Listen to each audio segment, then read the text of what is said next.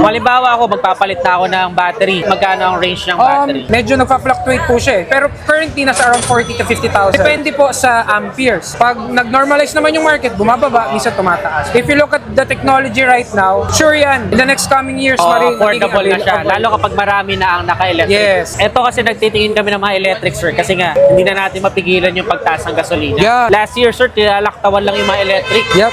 Pero ngayon, grabe na yung pila sa mga electric, no? Nakakatuwa lang kasi Yes po.